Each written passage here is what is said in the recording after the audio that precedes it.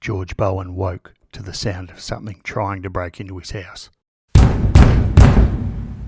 Not a knock, not a tap, a tremendous blow like a sledgehammer striking the cottage walls with enough force to shake the timber frame and rattle every window. He grabbed the kerosene lamp with shaking hands, pulled on his boots. His wife Catherine was already awake, clutching the blankets. The children were crying out from their rooms. Another thunderous impact, this time on the north wall, so violent it felt like the cottage might splinter apart. George ran outside into the freezing April night, lamp held high, ready to confront whoever or whatever was attacking his home. But he found nothing. No one running away across the moonlit fields. No footprints in the frost except his own. No vandals, no animals. Just the empty tableland stretching away in every direction, and the sound of his own heart hammering in his chest. And then, from inside the cottage behind him, it was only the beginning. Welcome to Strewth, where we explore the mysteries that have haunted Australia for generations.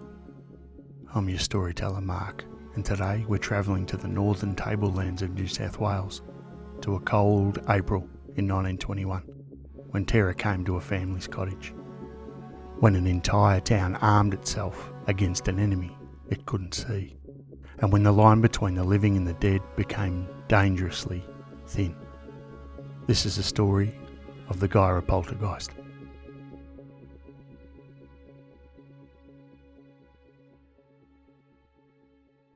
To understand what happened at the Bowen cottage, you first need to understand Guyra. 1,000 souls living 1,300 metres above sea level, perched on the northern tablelands where the air bites even in summer and winter frost can kill. It's one of the highest towns in Australia, a place where the land is hard, the winters are brutal, and people tend to their own business. The town itself sits midway between Armadale and Glen Innes, connected to the wider world by a single railway line and telegraph wires that hum in the constant wind. Potato farms stretch across the surrounding tablelands. Stone cottages huddle against the cold, and at night, when the kerosene lamps flicker out one by one, the darkness is absolute. It's a practical place, a no-nonsense kind of place, not the kind of town where people believe in ghost stories. Well, at least before that April in 1921, it wasn't. On the edge of town, just where the streets give way to farmland, stands a small weatherboard cottage. It's unremarkable, the kind of modest home that shelters dozens of farming families across the district. Timber walls, iron roof, a few windows looking out across the fields, nothing special. And this is where the Bowen family lives.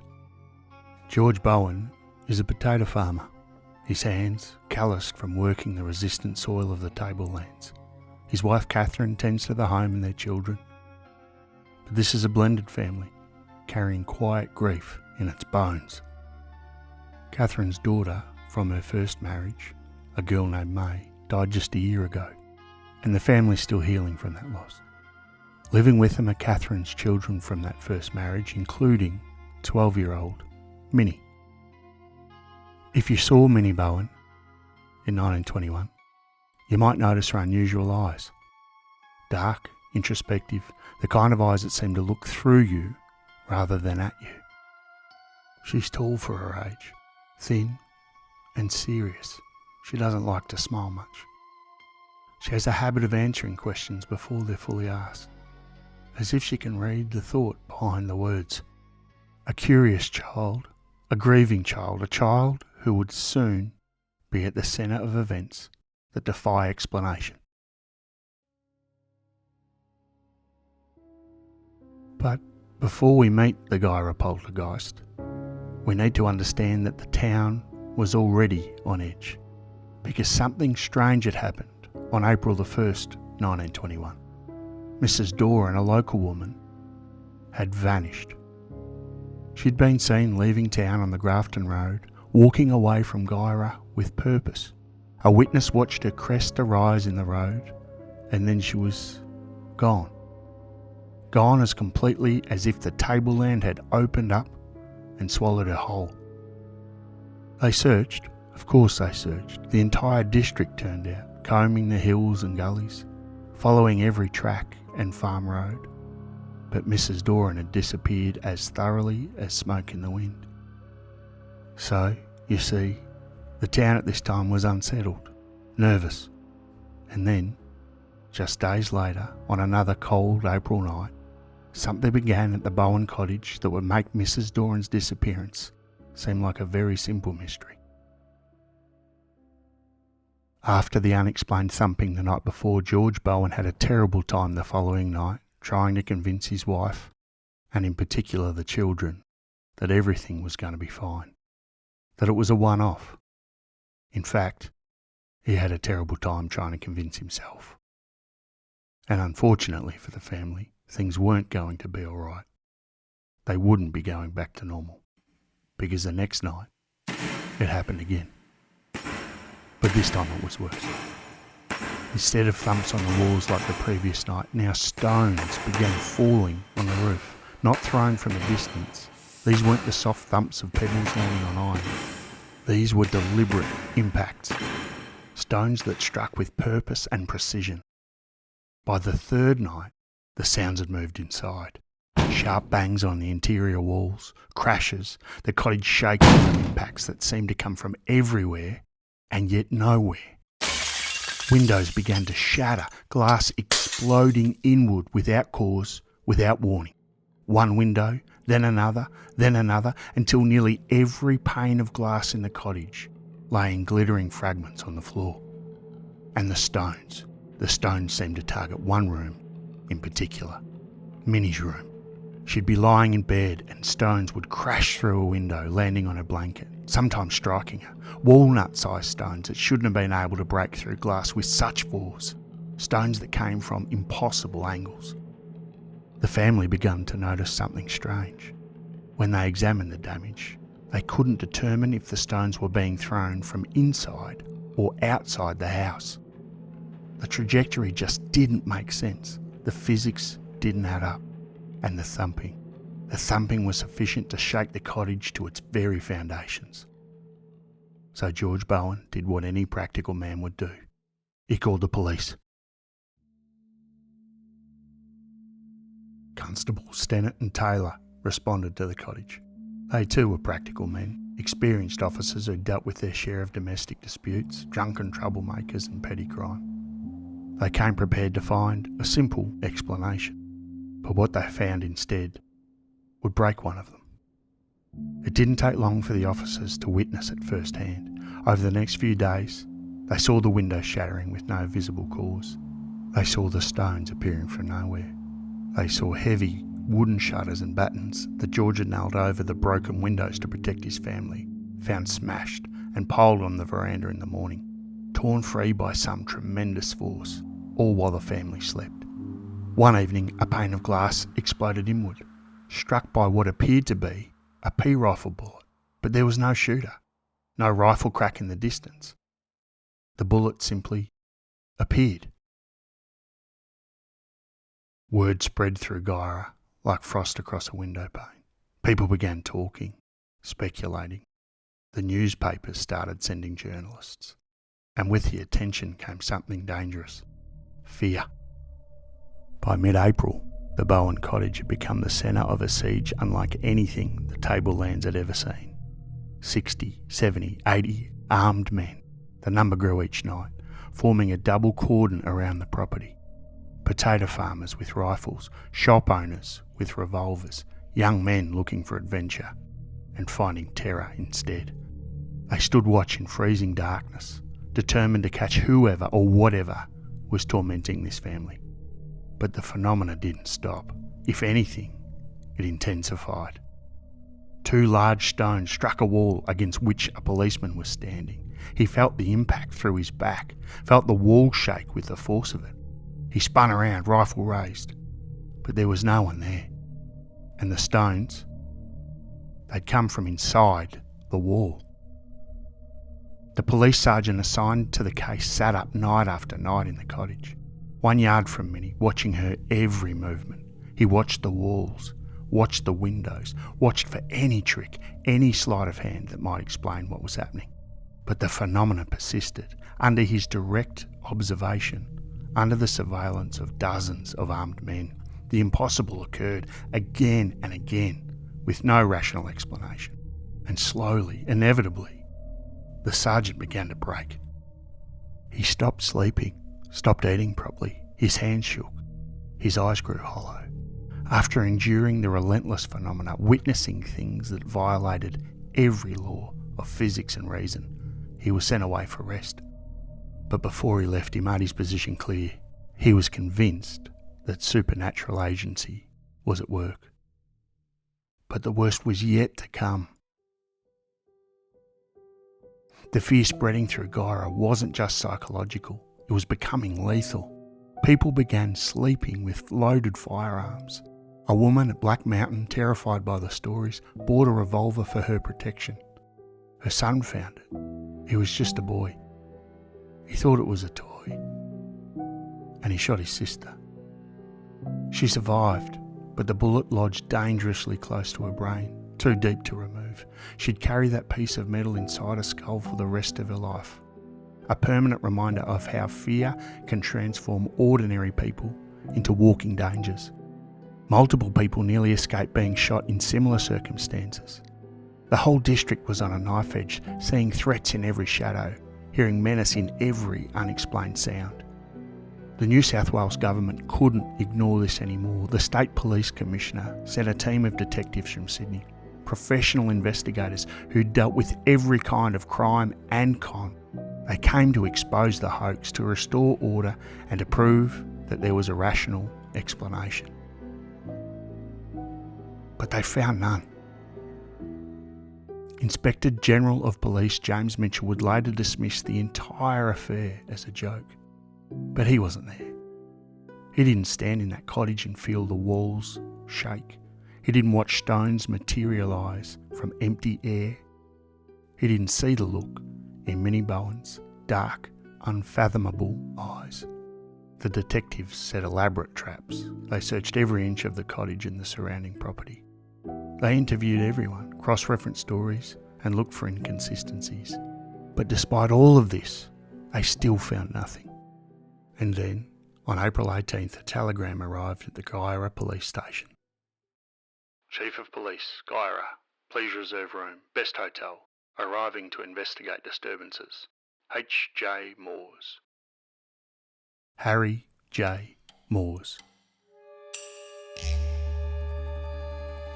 A personal friend of Robert Louis Stevenson and Sir Arthur Conan Doyle himself. A trader who'd become wealthy in the South Sea Islands, a man with connections to some of the most famous minds of the era. More importantly, he was a serious investigator of psychic phenomena, someone who approached the supernatural with the rigour of a scientist. If anyone could solve the mystery of the Guyra Poltergeist, it would be Harry Moores. He arrived with no less than 5 assistants and a reputation that preceded him by 1,000 miles. He was no wide-eyed spiritualist, no charlatan looking to profit from tragedy. He was a serious businessman who'd made his fortune through shrewd observation and practical thinking. But he'd also witnessed things in the island, ceremonies, phenomena, that had convinced him the world contained mysteries that science couldn't yet explain. He approached the Bowen cottage like a crime scene, like a puzzle to be solved through systematic investigation. His team carefully removed parts of the roof to check for concealed mechanisms. They examined every floorboard, every wall cavity, every possible hiding place. They set up observation posts at multiple points around the property, ensuring sight lines that would catch any human trickster. They stayed for days. Some accounts say 3, others say up to 2 weeks, documenting, measuring, watching. But the phenomena continued, under their observation and their scrutiny. Moores watched stones strike walls while Minnie was seated behind him, her hands clearly visible. He felt the cottage shake from impacts that had no visible source. He interviewed Minnie extensively. He studied her mannerisms, her responses, her peculiar habit of anticipating questions. He looked for the telltale signs of deception, the micro-expressions, the inconsistencies, the practiced ease of a liar. But what he found was a strange girl, a grieving girl, a girl who seemed as bewildered by the phenomena as everyone else. So after exhausting every possible explanation, Harry Moores made this declaration: "This was a genuine poltergeist." The word poltergeist comes from the German noisy ghost, and it had been used to describe similar cases around the world. Typically, they centred on adolescent children, particularly girls. Unexplained movements of objects, loud noises, violent activity that seemed to feed on stress and trauma. Moores guaranteed his findings.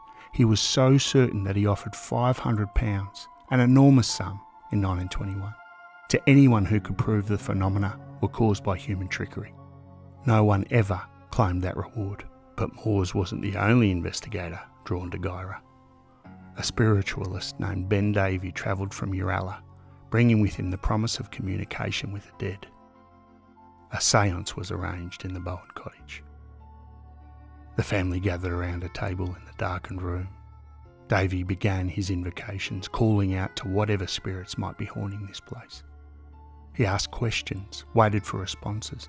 The air grew thick with tension and expectation. And then, allegedly, May spoke. May, Minnie's half-sister, who died the previous year. The girl whose death had left such a shadow over this family. According to the accounts, she delivered a message through Davey.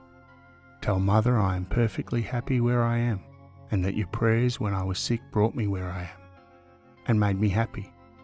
Tell Mother not to worry. I'll watch and guard over you all." Whether you believe May actually spoke that night or not, the séance did have an immediate effect. For a brief period, a few precious days, the phenomena stopped. The Bowens slept through the night without stones crashing through windows, without walls shaking, without the terrible certainty that something impossible was happening in their home. They allowed themselves to hope that it was over once and for all, that May had been heard, had delivered her message, and the family could move on. But hope in this story was premature.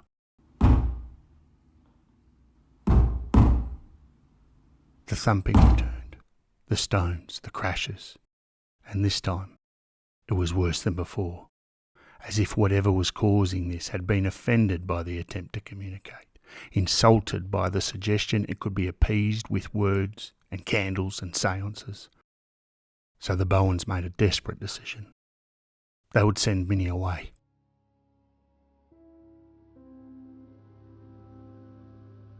Glen Innes is 60 kilometres from Guyra. In 1921, it might as well have been another world. Different town, different people, different homes.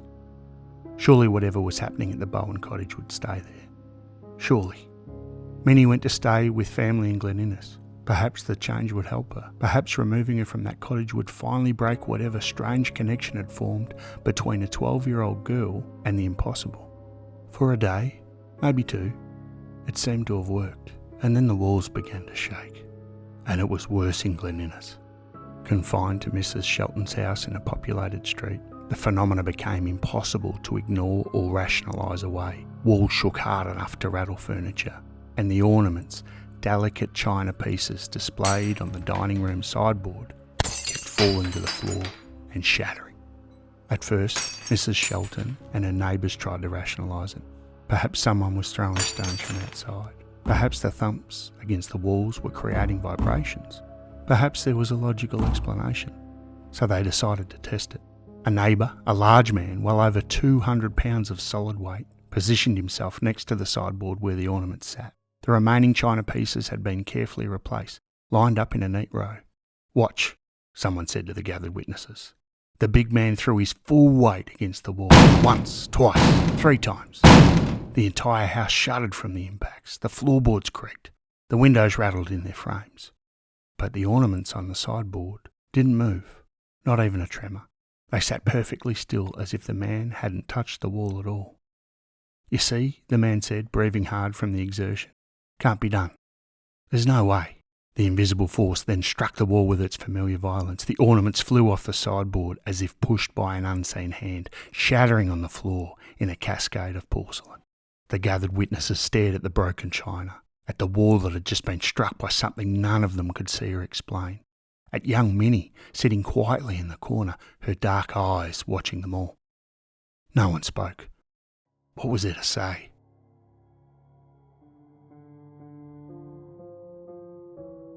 That evening, while the family sat at dinner, a stone smashed through the dining room window. Glass exploded across the table. The constable who'd been requested to stay in the house immediately searched the property, checked every angle, every possible position a person could throw from. His official report was brief and disturbing. The noises emanated from inside. A neighbour who'd been watching from her own window came forward with an even more unsettling observation. She'd seen a stone fall directly onto the roof, straight down, as if dropped from above. She was certain, absolutely certain, that it was impossible the stone had been thrown from the ground. The phenomena that had terrified, isolated Guyra was now tormenting the middle of Glen Innes. This was no longer a problem for a remote farming family on the edge of town. This was happening in populated streets, witnessed by dozens of respectable townspeople who couldn't rationalise away what they were seeing. The residents of Glen Innes demanded that Minnie leave immediately. She was sent back to Guyra, back to the cottage, back to her family and the thing that wouldn't let her go. And there, under pressure from Police Sergeant Ridge, 12-year-old Minnie Bowen finally confessed. She admitted to tapping on walls, to throwing some of the stones, small acts of mischief that she claimed were meant to frighten her parents. The confession was exactly what the authorities wanted to hear. Inspector General of Police James Mitchell, who'd never visited Guyra, used it to dismiss the entire case as an elaborate hoax. A clever child playing pranks on gullible country folk. Case closed. But the people who'd been there, who'd stood guard around that cottage night after night, who'd felt the ground shake beneath their feet, who'd watched impossible things occur, they didn't believe Minnie's confession explained everything. How could a 12-year-old girl create thumps violent enough to shake an entire building? How could she remove heavy wooden battens nailed over windows? How could she throw stones while sitting under direct observation, her hands clearly visible? How could she cause phenomena 60 kilometres away in Glen Innes? Harry Moores publicly defended the authenticity of the haunting. The police sergeant who'd broken under the strain never changed his mind about supernatural agency being at work. The dozens of armed men who'd kept watch would tell stories for the rest of their lives about the things that they'd witnessed that couldn't be explained. But officially, the mystery was solved, and Minnie had confessed. And then, just as mysteriously as it had begun, the activity simply stopped. The Bowens brought Minnie back to the cottage, and they waited for the thumping to resume, for stones to crash through windows, for the nightmare to continue, but there was only silence. The Guyra Poltergeist, or whatever it had been, was gone. Minnie Bowen, as we all do, grew up. She married, she left Guyra behind and rarely, if ever, spoke about the events of April 1921. She carried those dark, introspective eyes into adulthood, along with whatever knowledge she had about what really happened in that cottage. Decades later, in 1966, Minnie died under circumstances that echo the tragedy of those early fears. She was found deceased in her home, lying in a pool of blood. The official cause of death was eventually attributed to a brain hemorrhage. She was just 57 years old. She never publicly clarified her confession, never explained how much was truth and how much was said under pressure to make the nightmare stop. The secrets of the Guyra Poltergeist, if she knew them, died with her.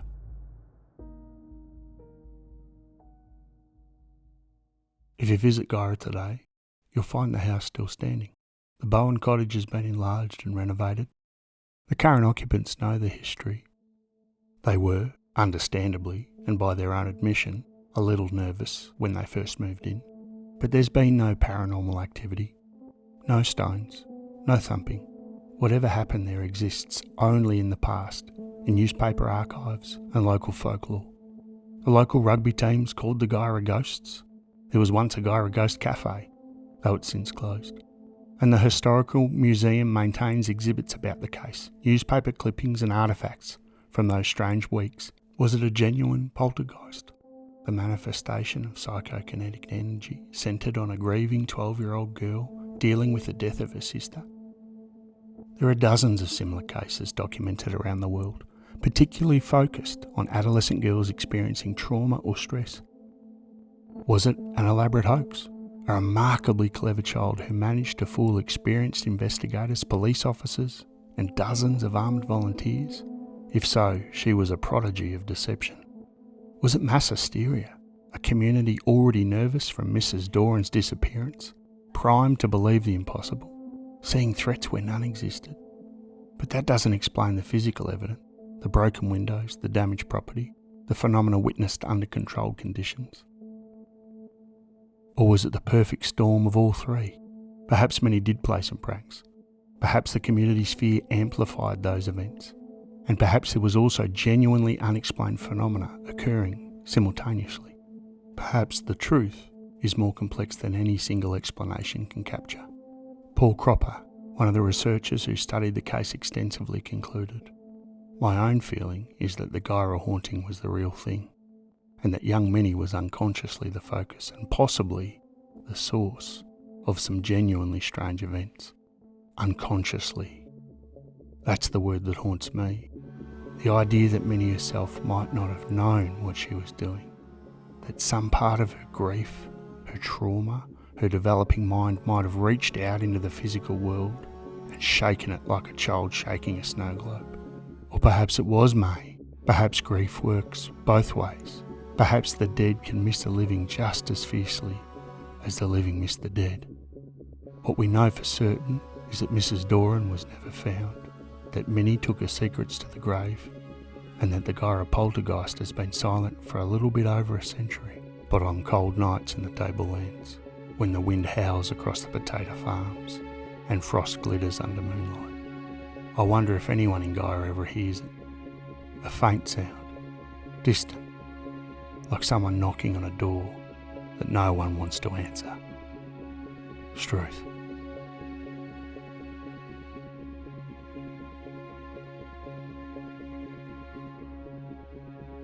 You've been listening to Strewth, exploring the mysteries that haunt Australia's past. If you'd enjoyed this journey into the unknown, please subscribe, like, share the podcast with anyone who appreciates a good mystery. We really appreciate all the support that the show's been getting. And be sure to tune in next week when we head to Gatton in 1898 to examine one of the most mysterious and gruesome cold cases in Australian criminal history. A triple homicide that's never been explained. Until then, sleep well. And if you hear knocking in the night, well, it's probably just the wind. Probably.